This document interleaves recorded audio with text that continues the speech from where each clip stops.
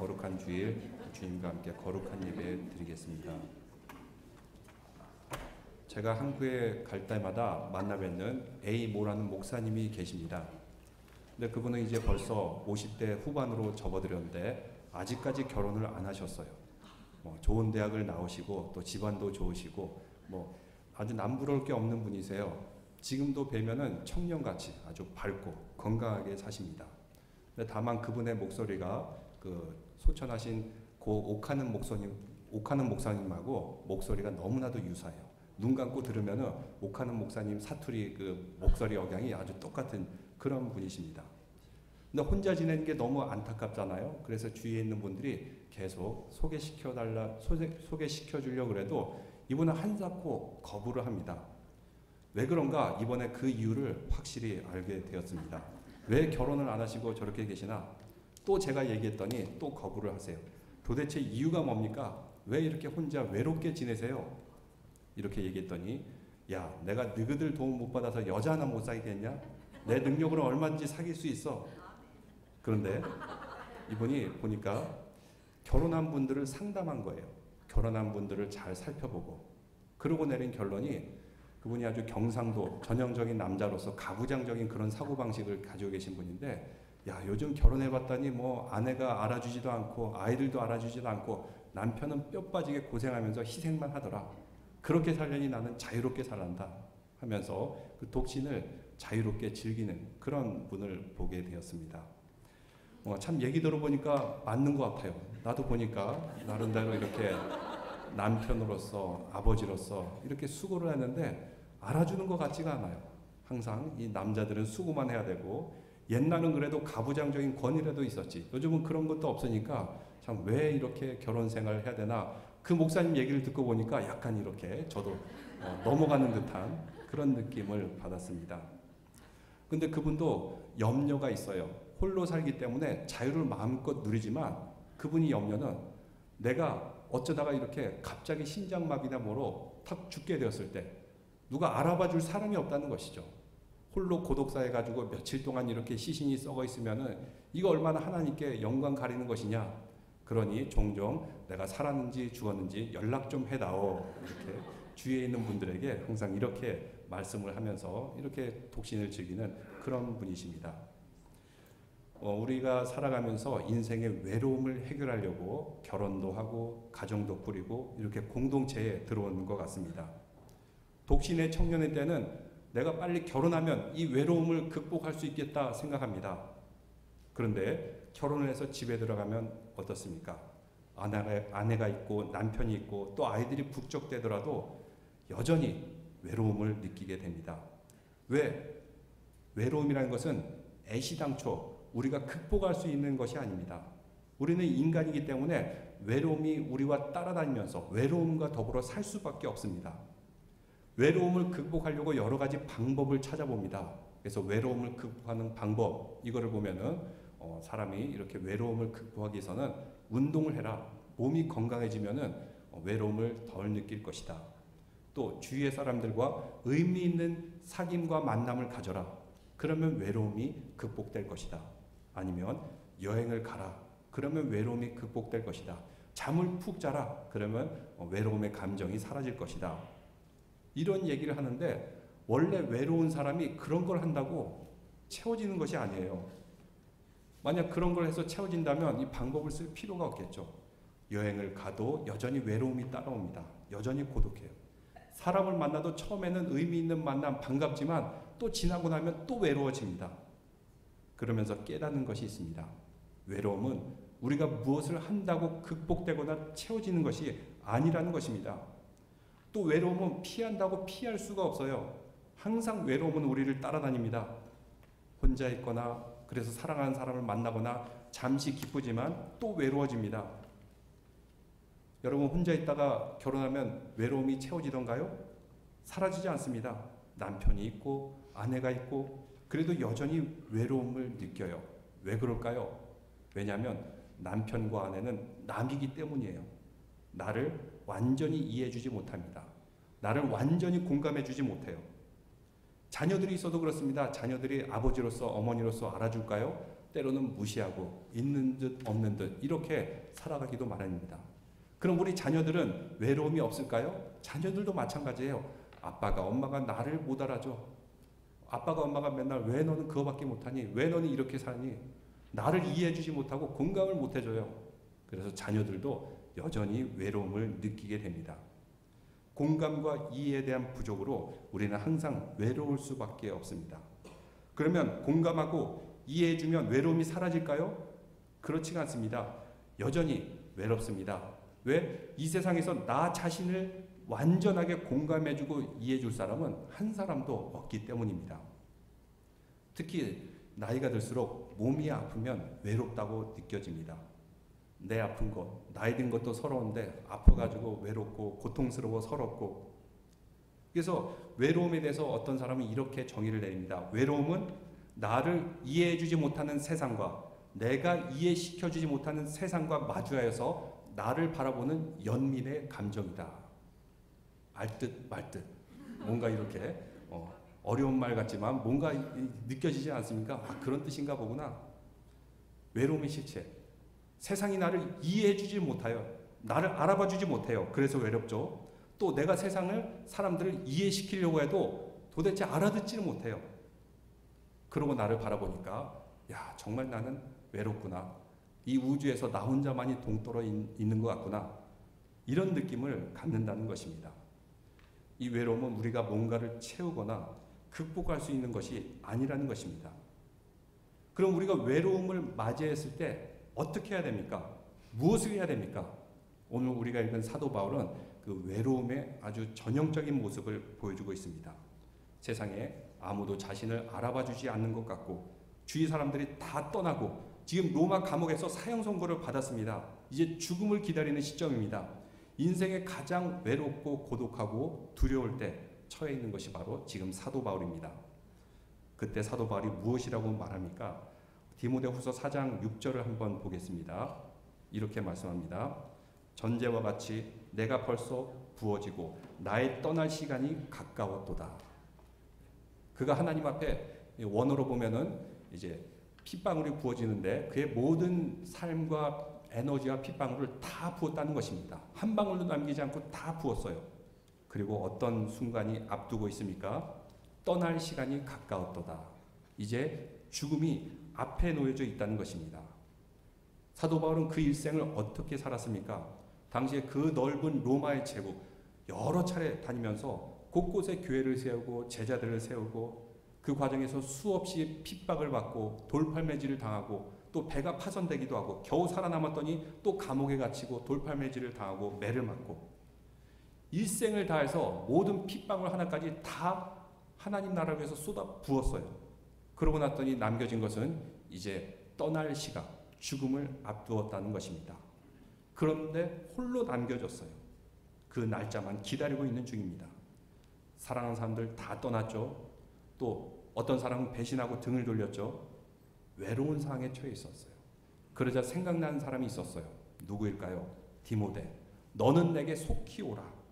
내 주위 사람들이 다 떠나갔다. 이제 너를 다시 볼 수 있을지 볼 수 없을지 모르겠다. 한 번이라도 만나자 하면서 디모데에게 간절히 보고 싶다고 편지를 보냈던 것입니다. 사도 바울은 항상 공동체, 팀 이런 사람들과 함께 사역을 하였습니다.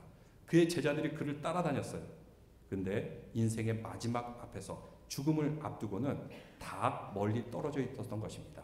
그의 제자들 곳곳에 교회에 파송해 나가지고 그하고 주위에 있는 사람은 누가밖에 없었다고 말합니다. 그래서 10절 말씀에 보니까 대만은 어떻게 했어요? 세상을 사랑하여 나를 버리고 데살로니가를 갔고 그레스게는 갈라디아로 디도는 달마디아로 그리고 11절에 보니까 누가만 나와 함께 있느니라 내가 올 때 마가를 데리고 오라 그가 나의 일에 유익하였느니라. 누가 한 사람은 남아 있었지만 그래도 그의 제자들이 다 떠나갔다는 것입니다. 어떤 제자는 교회를 열심히 하다 보니까 이것이 아니다 싶어가지고 그냥 세상 직업으로 다시 갔다는 것입니다. 또 더 좋은 도시로 갔고 또 더 좋은 사역지로 가버리고 누가만 남아 있었어요. 올 때 마가를 데리고 오라 이렇게 말하는 것을 고백하는 것을 보게 됩니다. 참 사람들이 다 떠나고 쓸쓸한 사도 바울의 외로움이 느껴지지 않습니까?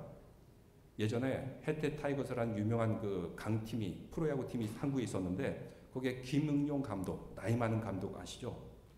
그 나이 들고 났을 때 훌륭했던 선수들, 선동열 선수도 일본으로 가고 이종범 선수도 일본으로 가고 하니까 그의 팀이 갑자기 약해진 겁니다.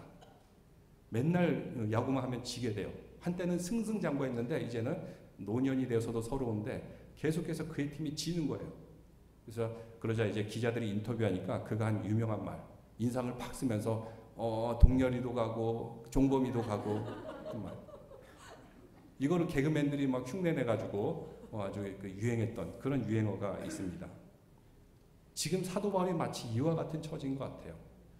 디도도 가고 누구도 가고 하면서 대마도 가고 그레스게로 가고 뭐 이런 식으로 계속해서 그가 외로움을 호소하는 것을 보게 됩니다. 근데 여기까지는 좋았어요. 근데 그의 주위에 있던 사람들은 어떤 사람인가? 14절 말씀해 보니까 구리 세공업자 알렉산더는 내게 해를 많이 입혔음에 주께서 그 행한 대로 그에게 갚으시리니 15절 너도 그를 주의하라. 그가 우리 말을 심히 대적하였느니라. 그가 교회를 세웠습니다. 제자를 세웠어요. 그 중에 한 사람이 알렉산더인 것 같습니다. 기술자였어요. 나름대로 이렇게 부유했던 것 같습니다. 처음에 그의 제자였고 그의 공동체에 들어왔다가 이제 그의 대적자가 되었다는 것입니다. 말마다 대적하고 안 좋은 소문 퍼뜨리고 다니고 하는 그런 대적자. 디모데야, 너도 알렉산더는 좀 조심하거라. 이렇게 그가 충고를 주는 것을 보게 됩니다. 주변에 있는 사람들 제자로부터 배신을 당했습니다. 그러면서 그의 외로움이 더해진 것을 볼 수가 있어요. 근데 보통 사람들 같으면 이 외로움에 대해서 고독함에 대해서 잘 대처를 못합니다. 그래서 이 외로움과 고독이 왜곡된 모습으로 표출이 돼요. 어떻게 표출이 될까요? 심리학적인 그런 연구에 의하니까 쇼핑 중독, 이것 또한 외로움의 표현이라 그래요. 맨날 이렇게 어디 가서 쇼핑 다니고 아이 쇼핑하고 돌아다니는 거 외롭기 때문에 그렇다 그래요. 또 어떤 사람은 이 외로움을 채우기 위해서 저장 강박증에 있는 그런 사람이 있습니다. 뭔가를 자꾸 저장을 해요. 뭔가를 자꾸 수집하고 모아요. 쓸데없는 것도 막 모아서 집안에 막 쌓여 있는 것, 그것도 사실은 외로움이 표출된 것이다. 이렇게 얘기합니다. 홈쇼핑, 미국에도 간혹 그런 사람들이 있는데 TV 틀면은 홈쇼핑 하면 지금이 마지막입니다. 이때가 마지막입니다. 이제 더 이상 이렇게 싸지 않습니다. 하고 하니까 마구 돌려대면서 사는데 사실은 그 이면에는 외로움이 도사리고 있다는 것입니다. 그래서 집이 막 물건이 이렇게 저렇게 쓸데없는 것들이 쌓이는 것을 보고 있는데 결국 그 사람도 외롭기 때문에 그렇다는 것입니다.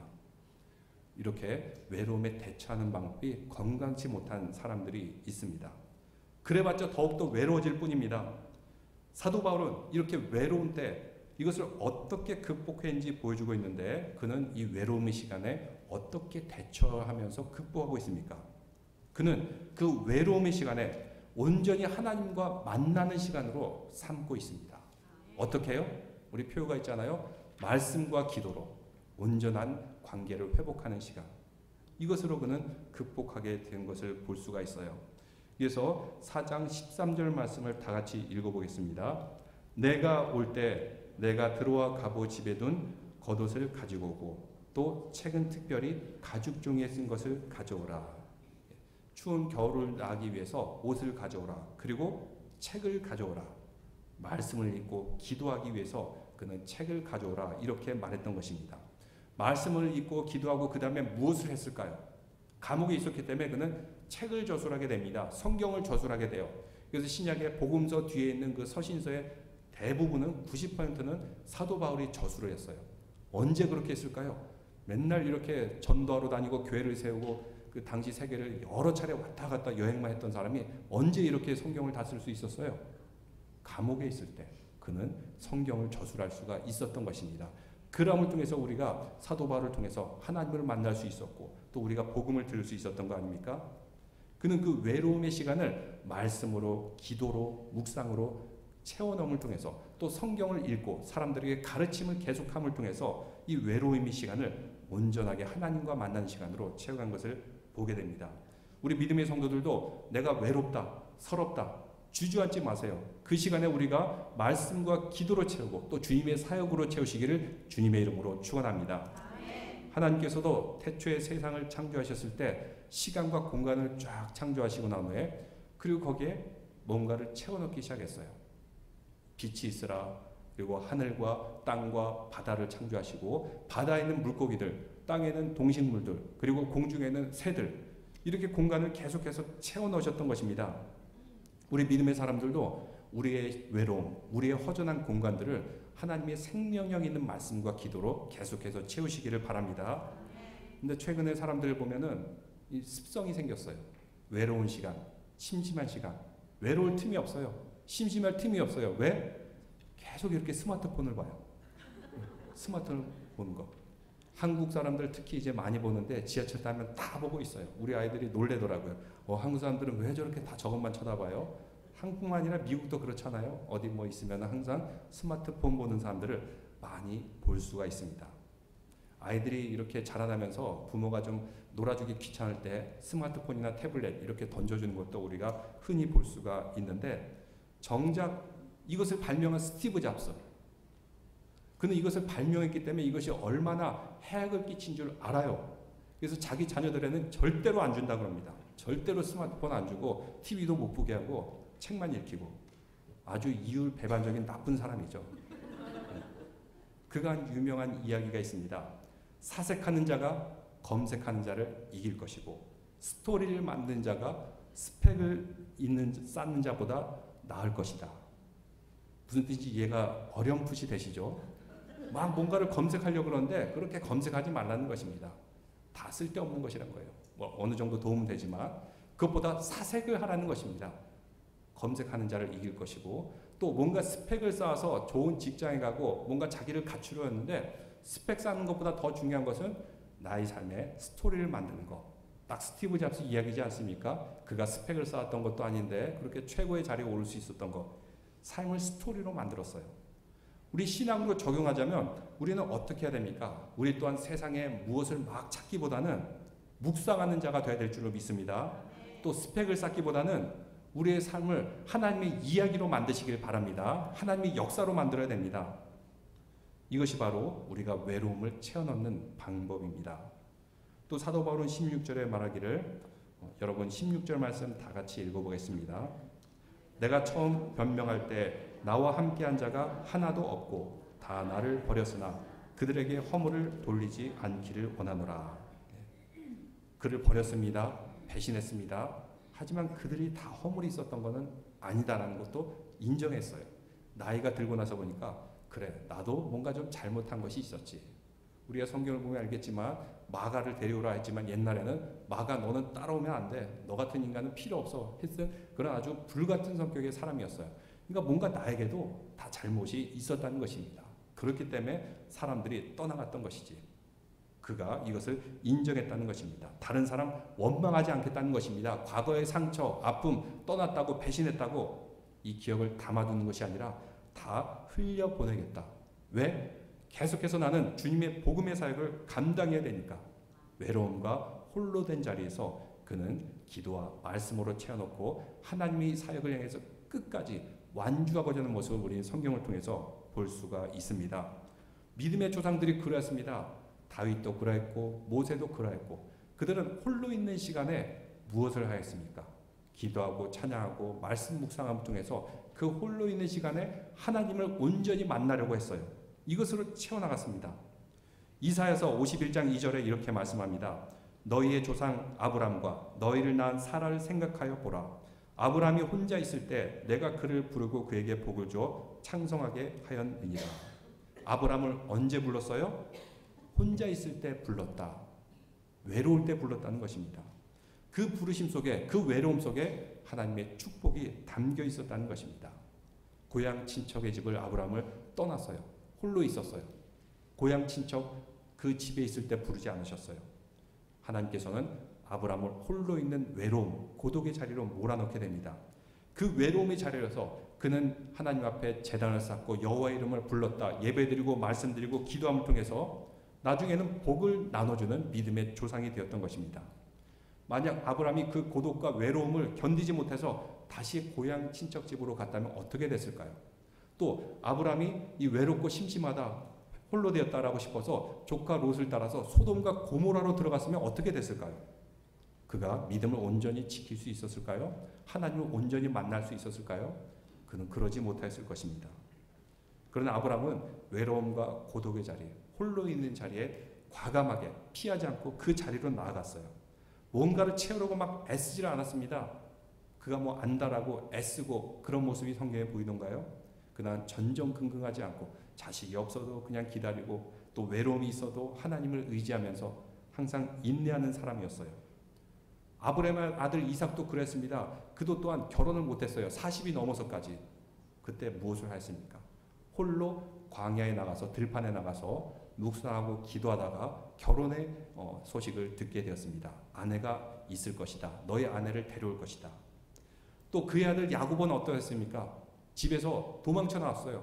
홀로 도망쳐 나옵니다. 광야에서 돌베개 베고 잠을 자다가 하나님의 환상과 이상을 보고 그 자리에 제단을 쌓고 여호와의 이름을 부르고 기름을 부으면서 그는 홀로 하나님과 만나는 시간을 갖게 되었습니다. 형 에서를 만날 때 그는 홀로 강가에 남겨졌습니다. 야복 강가에 남겨진 홀로 된 상태에서 무엇을 하였습니까? 하나님과 씨름했어요. 그럼을 통해서 하나님을 만나게 되고 그의 이름과 존재 자체가 완전히 변하게 되는 축복을 맞이했던 것입니다. 또 그의 아들 요셉은 어떻게 했죠? 요셉도 항상 홀로 있을 수밖에 없었어요. 아버지의 사랑을 듬뿍 받는 그 순간 형제들이 그를 배신해가지고 종으로 팔아넘깁니다. 그 종된 자리에서 열심히 노력해서 이제 안정될 만하다 싶었더니 그만 유혹과 시험을 이기느라고 그것도 홀로 되어서 감옥에 갇히게 됩니다.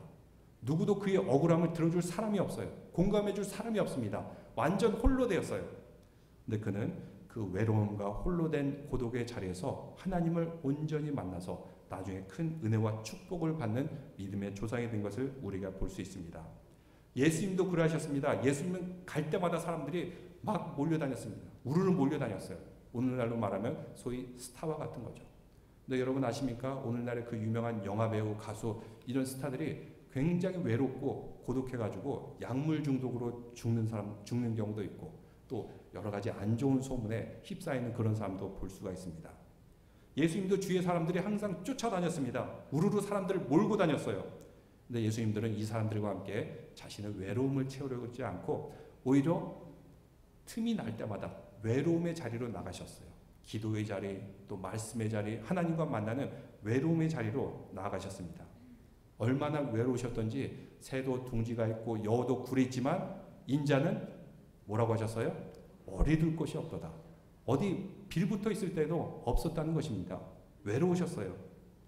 예수님께서도 그 외로움의 자리는 끌어안으셨고 무엇인가 채우려고 하기보다는 종종 그 외로움의 자리를 찾아가셨던 것입니다. 많은 사람들이 기대했던 것 여기에 압도되지 않았어요. 예수님은 항상 외로움의 자리를 찾아가셨어요. 왜? 그 외로움의 자리가 하나님을 만나는 자리였기 때문입니다. 십자가를 질 때도 외로우셨습니다. 어느 정도 외로우셨어요? 하나님 아버지께서 떠난 것처럼 느껴져 가지고 어찌하여 나를 버리셨나이까? 철저하게 홀로 남겨주셨던 것입니다. 그렇지만 마지막에는 다 이루었다. 구원의 역사, 하나님께서 나에게 주어진 그런 모든 사명들 다 이루었다 하시고 십자가에 못 박혀 죽으시고 3일 만에 다시 부활하셨습니다.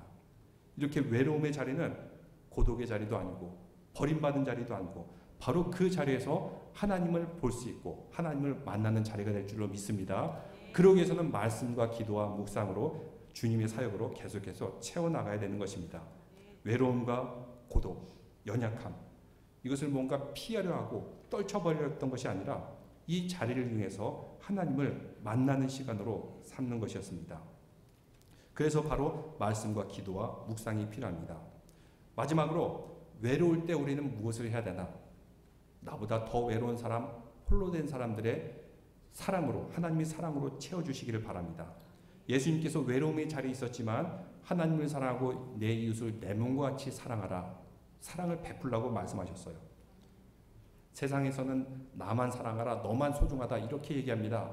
근데 성경에서는 하나님을 사랑하고 이웃을 내 몸과 같이 사랑하라 이렇게 말씀하셨어요. 이 말은 뭐냐면 내가 하나님과 건강한 관계에 있으면은 나를 진정으로 사랑하게 돼요. 나를 진정으로 사랑하는 사람만이 이웃을 사랑할 수가 있는 것입니다. 디모데후서 4장 17절에 이렇게 말씀하고 있습니다. 같이 한번 읽어보겠습니다. 주께서 내 곁에 서서 나에게 힘을 주심은 나로 말미암아 선포된 말씀이 온전히 전파되어 모든 이방인이 듣게 하려 하시니 내가 사자의 입에서 건짐을 받았느니라. 예, 주님께서 항상 곁에 계셨다는 것입니다. 외롭다 외롭다 사람들 다 떠나갔다 해도 주님께서는 나와 함께 하셨어요. 그리고 나에게 힘을 주셨어요. 그 힘으로 말미암아 말씀을 전파했다는 것입니다. 온전하게 전파하고 주님의 사랑과 말씀과 그 능력을 전파함을 통해서 교회를 세우고 하나님의 사역을 감당했다는 것입니다. 우리가 성경에서 보면 사도 바울은 고맙다, 안부를 전해달라 수많은 사람들이 있었습니다. 수많은 동역자들이 있었어요. 근데 지금 이 순간은 외롭다고 생각했어요. 그래서 디모데에게는 솔직하게 표현합니다. 누구도 떠나가고 데마도 떠나가고 그리고 디도도 떠나가고 누구는 나를 배신하고 이랬지만 예수 그리스도만이 사도 바울과 항상 함께 있어서 힘을 주셨다는 것입니다.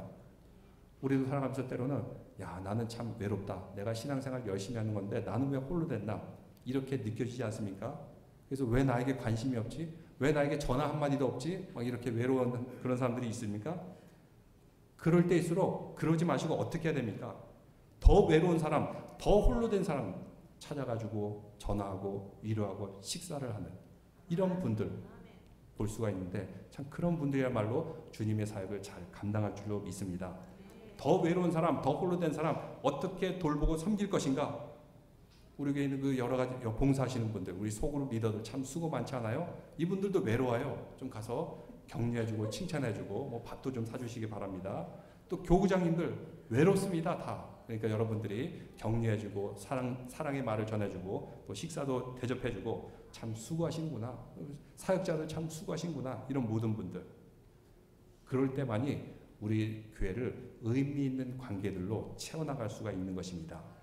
디모데후서 4장 7절과 8절 말씀에 보니까 이렇게 그의 인생의 결론을 말씀하고 있는데 나는 선한 싸움을 싸우고 나의 달려갈 길을 마치고 믿음을 지켰으니 이제후로는 나를 위하여 의의 멸관이 예비되었으므로 주 곧 의로우신 재판장이 그날에 내게 주실 것이며 내게만이 아니라 주의 나타내심을 사모하는 모든 자에게도니라. 우리 모두에게도 바로 사도 바울 같은 면류관이 이렇게 예비되어 있다는 것입니다. 이것을 아는 사람은 끝까지 이 외로움 가운데서도 주님의 사역을 감당하면서 달려나가고 완주할 수가 있는 것입니다. 사도 바울이 외로웠어요. 그렇지만 그 외로움을 쓸데없는 걸로 채우려고 하지 않았어요. 사실 그 외로움의 시간은 악한 마귀가 가장 틈탈 수 있는 좋은 시간입니다. 예수님께서도 그러지 않았습니까? 광야에 홀로 계실 때 그 외로운 시간에 사탄이 와서 유혹하고 시험을 했던 것입니다. 우리도 그렇습니다. 외롭다, 홀로 있다. 이 시간을 말씀과 기도와 성령으로 잘 채워놓지 않으면 금방 사탄의 밥이 될 수가 있어요. 근데 우리가 말씀으로, 기도로, 또 하나님의 사랑으로 이 시간을 채워나가면 우리는 이 외롭고 힘들고 고독한 길에서 주님의 사명으로 잘 채워나갈 줄로 믿습니다. 우리는 하나님과 온전히 회복되는 것으로 외로움을 채울 수가 있습니다. 그 외로움의 자리에 하나님과의 관계를 회복함을 통해서 진정한 우리의 주 되시고 친구 되신 예수 그리스도를 만나는 믿음의 성도들 되시기를 주님의 이름으로 축원합니다. 기도드리겠습니다. 하나님 아버지, 오늘 사도 바울을 통해서 또 우리의 모습을 돌아보게 됩니다.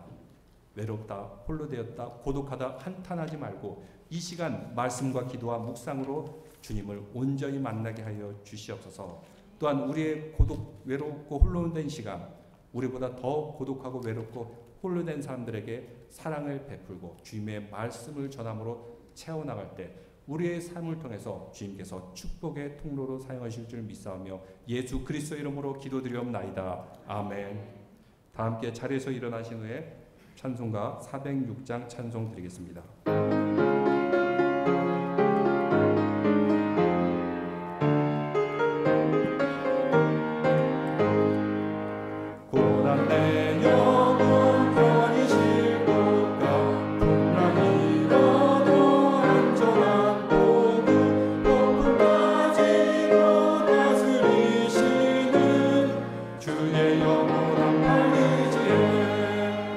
주의 영원하신 발 함께하리.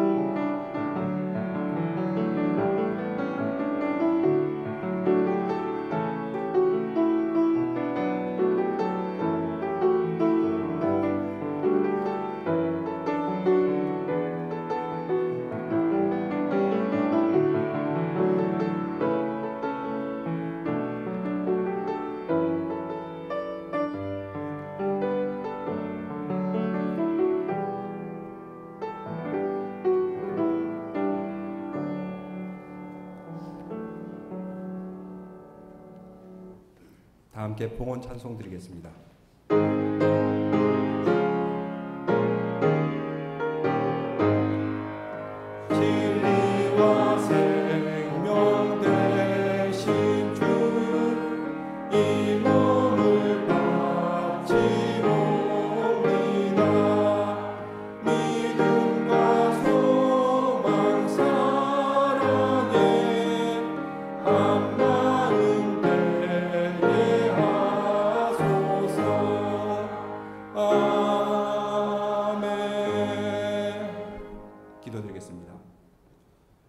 거룩하신 하나님 아버지, 이 시간 주님 은혜를 붙잡고 감사하는 마음으로 예물을 드립니다. 주님 앞에서는 적은 것도 없고 많은 것도 없고 오직 우리의 중심을 볼 줄로 믿사옵나이다. 우리의 구원받은 은총에 감사하여 이 예물을 드리오니 우리의 정성과 헌신 기쁘게 받아 주시옵소서. 또한 그 바친 손길들, 그 가정들 기억하셔서 세상의 염려에 압도되는 것이 아니라 오히려 세상을 다스리고 또 주님 주신 은혜와 축복의 통로가 되도록 우리 성도들 한 분 한 분 은혜와 복 내려 주시옵소서. 감사헌금, 11조헌금, 지정헌금으로 드렸사오니 이 예물이 쓰여짐을 통해서 하나님 나라와 그 의가 이 땅에 속히 이루어질 줄 믿사오며 예수 그리스도 이름으로 기도드리옵나이다. 아멘. 다 함께 자리에 앉겠습니다.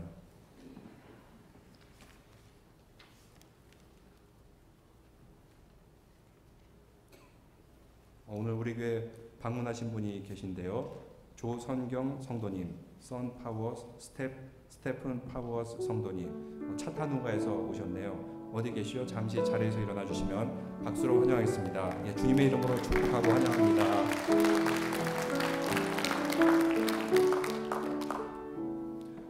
예, 한 주간에도 참 우리 교회 여러 가지 공사들이 있었는데 이 공사를 위해서 땀을 흘리면서 수고하시고 또 땀을 흘리면서 성도들을 섬기는 우리 성도들에게 감사드립니다.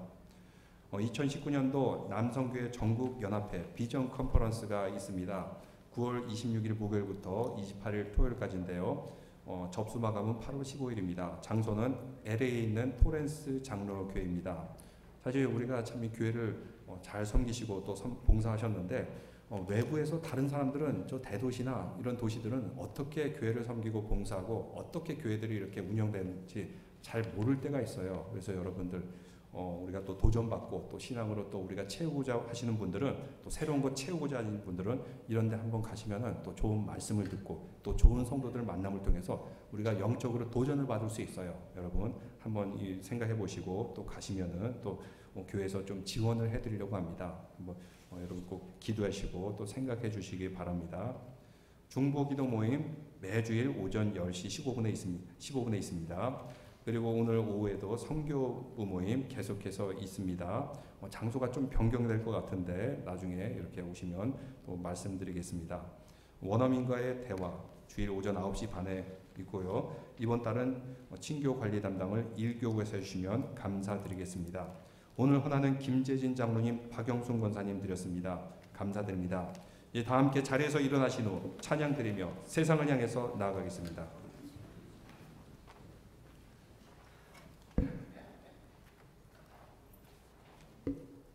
거룩하신 하나님 주께 감사드리세. 찬송 드리겠습니다.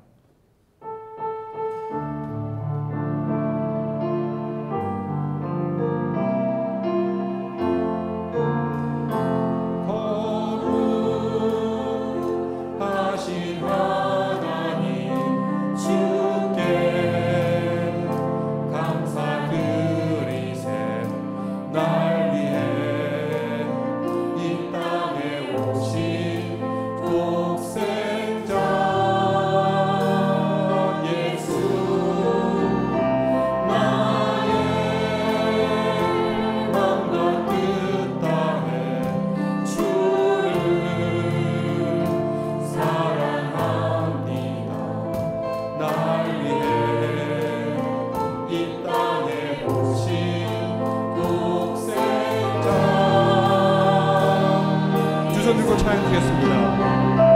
내가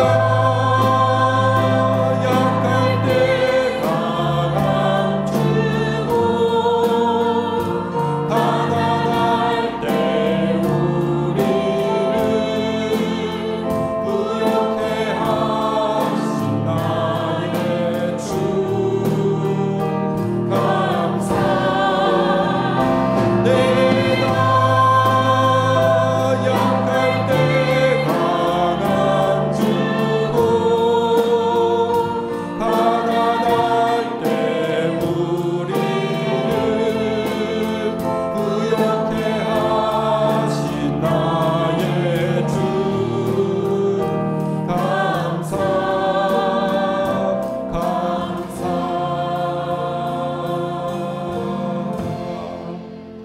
아멘. 기도드리겠습니다.